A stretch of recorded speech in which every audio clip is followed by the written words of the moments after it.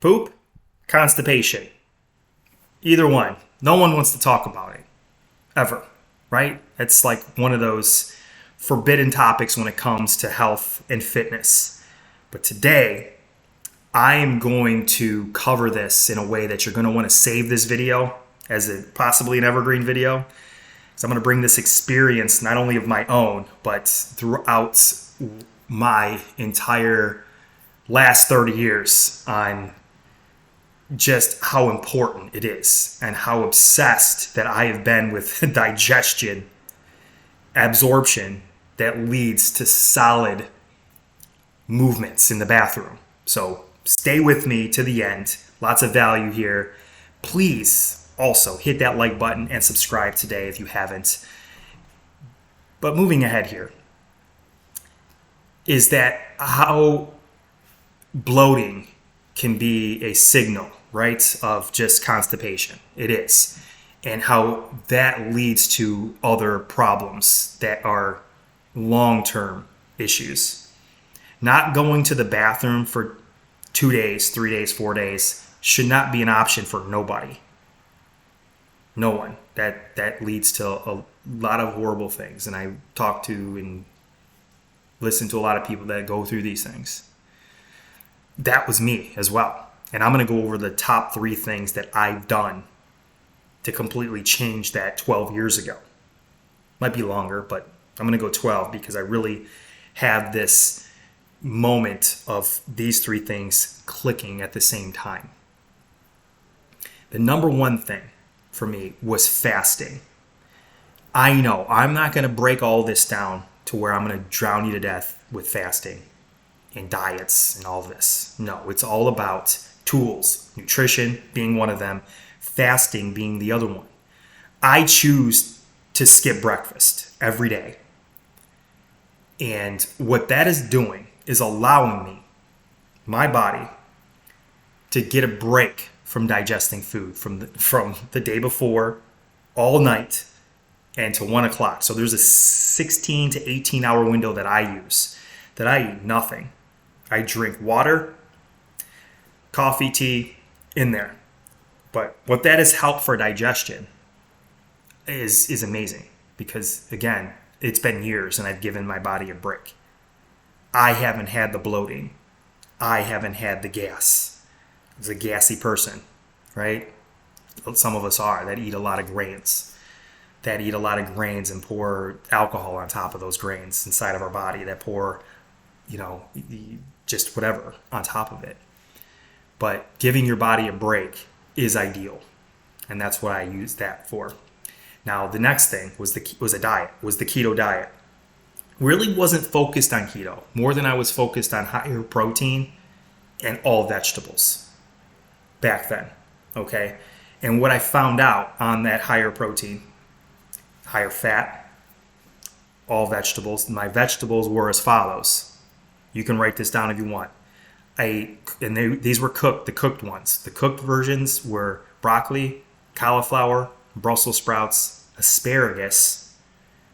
And if you could see what they have in common, okay, they were all very low carb and lots of nutrients throughout those, different complexities of just vitamins. Everything was included in there. And then what I ate mostly was red meat, chicken, and I ate some turkey, and I ate eggs in there. That was my protein consumption. Most of my fat came from eating the eggs and eating avocados too at that time. But what I'm getting at here is those combined at that time. Gas was gone. I'm going to keep saying this.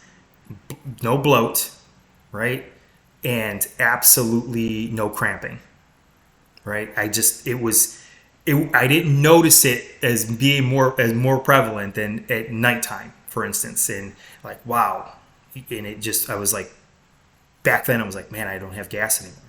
I mean, normally if I was eating broccoli with grains or something, that was just stirring it up, right? So the third thing, what really changed as far as digestion went, was walking after a meal. whether it was 5 minutes, 10 minutes, 15 minutes. I try to push that to 15, and I eat 4 meals a day. Back then, it was only 2. So I would go on these 15, 20-minute walks while I was talking on the phone back then. And that became a part of, those 3 things became a habit. And I'm not saying that was the keto diet. I'm just saying I eliminated grains, mostly. That led to the keto diet eventually. But those 3 things, and I'm going to go over a few more that are small but powerful parts of removing the bloat.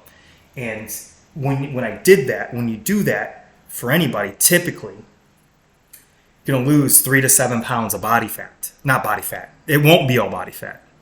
You're wondering, okay, well, what is it? Most of it will be poop, right? When you start off, and it's like I was going to the bathroom more for a brief moment there within 3 or 4 days. So I was amazed that was coming out of my body, because I'm like, I'm not eating all that food. I'm not eating all of these grains. I'm not eating all of this. And it was a lot of meat, okay? Meaning I was getting, 170, 200 grams of protein. But that in itself is eye-opening when you have a big portion of that being poop. And what is it made of? 75% water, 25% bacteria, some other things mixed in there. Right?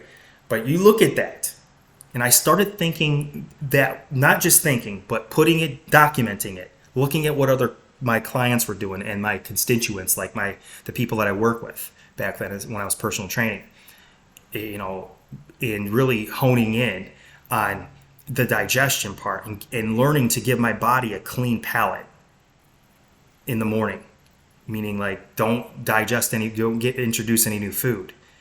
And I started by eating protein first. I would eat a pound of protein in some aspects. I know, right? And then I would eat my vegetables along with it, but not right with it. But no grains, and even nothing like that. And that's what the way my meals were broken down was protein first. Fats were normally incorporated in meat, right? In my protein, and then sometimes fats were included even in my carbs. Not the carbs, but the greens. I would drizzle olive oil, avocado oil, even at that time. But I'm just saying, like, that in itself turned digestion on its head for me, where I was like, wow, I felt it, not only felt it, but seen it on the outside. I felt like, not that I was reverse aging, but I felt like my skin elasticity, everything everything was not just different in a good way, but I felt it on the inside and I seen it on the outside over extended periods of time, because I felt like the absorption, everything that I was eating, and was it being, not all of it being absorbed, but I just looked at absorption in a different way when it came to buying healthier foods and seeing the rewards of that, not just short term, but long term. And I've seen that in so many different people. And I see it by just changing those habits, how beneficial that became. And I can't say it enough. I can't sit here and drown you to death with the science. I can only drown you in what actually was done and what's happening, even up to this very this day, on how those components changed everything when it came to digestion, to absorption, and things just moving out of the system, of well oiling that mechanism from digestion and getting these clogs gone. Because some of the things that can cause that are just the no's to me, and that's why I put no there, is laxatives, utilizing laxatives to move things along. And if you're taking those for any long period of time, nerve damage in the gut, that's hard to repair. It can be, but it's really difficult. That's something you got to check with a doctor on, but I'm telling you, they do wreak havoc. It's something about forcing those nerves to do something that aren't being done naturally by your body, by utilizing the acids that are there to do it, that should be prevalently there. And this is the other way that I looked at carbohydrates when it was as far as grains go. Not saying this is so, but this is the way I looked at it. Grains, like for instance, like oatmeal. Not bashing oatmeal. I eat oatmeal, but look at a cup of oatmeal, or even 2 cups of oatmeal. If you eat that or put that in, and you put it in a jar, and you put water or milk in it, and it absorbs all of it. So it still has this absorption rate when you're eating it first. That it protein that you eat after it, some of the foods you eat after it, you could just completely, not all of it, bypass the nutrients, and the fiber just moves everything along, and can skip some of the absorption processes in the beginning. So that's why if I'm eating that, I eat that last. I eat that later in the day, more so giving my body the opportune time to digest the protein for the amino acids, digest the fats, because there are essential proteins, there are essential fats. There are no essential carbohydrates ever, no matter, you can talk to, it's just not there, right? You need carbohydrates for energy, but it's been proven you can live without, especially if you have excessive amounts of body fat, you can live without carbohydrates for a very long time, where your body will break that fat down and use that for energy. That's why it stores it as fat. You don't ever hear your body it stores carbohydrates. It converts the carbohydrates to fat. It doesn't store there as carbohydrates. It's broken down by your liver, and your brain signals it to turn it into energy. Right? It's so in some aspects it should tell you that it takes your body is telling you, is saying, look, I can use fat as fuel over carbs. I can't. I just choose carbs because they're instant, right? Typically, your sugars, your glucose, you get it.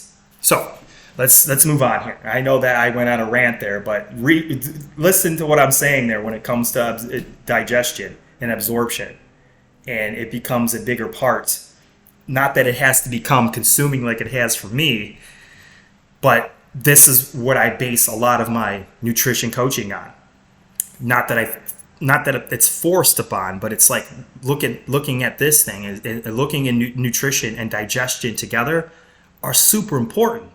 And we fail. That's why I'm saying, okay, everyone wants to get a personal trainer. Great. Everyone could use a personal trainer. Not everyone, but you get it. What I'm saying, yeah. But no one really focuses on 100. If you focus on nutrition and digestion for an extended period of time, exercise from any form of exercise becomes not just secondary, but you add it on as tools. Getting the digestion right, for instance, is key. Getting a caloric deficit right for you specifically to lose body fat, to allow your body to pull from it, on an individual person basis is important. Everybody has a different number of calories they need per day to live. And eating 500 calories less than that allows your body to pull from those reserves. I know I went on a left-hand turn there on you. But again, it all comes down, all fat loss comes down to digestion and moving bloat along and getting rid of it completely. Because, like I said, that first round base, typically on the beginning of any fat loss journey, that first 3 to 7 pounds, even 10 pounds can be a good high percentage of that is poop, fecal matter. Yeah, and that's just a realization of it. And that's why I'm very passionate about focusing on these. To me, are fundamentals. You could plug any diet into any caloric deficit, but lowering grains, lowering overall carbohydrate intake at certain times of the day is a proven fact. Nothing good comes out of eating 300 grams of carbs at 9 o'clock at night and then you go to bed at 10. Nothing good for anyone, unless you are a high performance athlete and you just got done playing an NBA game and you are starving because you just ran the court for what seems like a couple of hours, that you need those calories, right?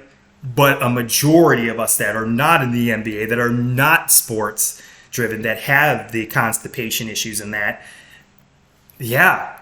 And I promise you, most athletes, not all, that are high performance athletes don't have digestion problems. Not saying all, I'm just saying a generalization that most of them, a higher percentage, versus people that are not active at all or very little. Because activation can stimulate, like walking after a meal, can stimulate digestion, can stimulate a bowel movement. I know some people that happens for, like in the older folks, in the 60s, 70s, if they don't go on that walk in the morning after breakfast, mall walkers, yeah, not clogging the bathrooms, but clogging the in and out of the bathroom. Just a little humor there, a little potty humor. But seriously, it's really those types of focuses, those types of habits that you can form that allow this to move along, to allow bloat to be gone, to allow just the overall, there are days where you can eat processed food, but, eliminating 90% of it and just going on a 10% processed food diet. There's a box of cookies I go in and get. They're keto driven, but I normally will get those, and those are my go-to, and they're crunchy, and I'm like, wow, these are amazing. But there's constantly nothing good comes out of eating processed corn fiber, highly processed seed oils, because that's a lot of what processed food is made of, because these seed oils have a high shelf life. They have a high shelf life in your body too. If they have a high shelf life on a shelf that sit there for months and years, some of them, not all of them. I mean, you look at some of those foods and they have like 1.5 years, 2-year expiration dates. If you go in and get a pound of beef, grass-fed, that doesn't have a long shelf life. It just doesn't. Chicken doesn't have a long shelf life. Most all processed foods that are highly processed have a very long shelf life. And turning that around and putting it into this no category is one of those things. So I know I went around some corners there, but really go back and listen to this and put it down. Write the notes down. Leave me some comments. I am here to help. I am here to give you some of the, not just the knowledge, but the real life. Like, wow, trust me, I haven't been through all of it, but I know someone who has. And I've been around it enough to like, wow, okay, well, because I ask questions all the time. I'm like, certain age brackets that I'm around, like the 60, 70-year-old folks that I'm like, whoa, how did you get through this? Right? And then it's just, okay, well, I did this. And when you hear that it was done with food, it's like, oh my goodness. It's like one of those endorphins that go off in my brain. I'm like, wow. That's amazing that you just did that one thing and completely changed the way that you go to the bathroom. And I'm going to drop the mic there. But seriously, comment. I look forward to it, and I'll talk to you guys soon. Later.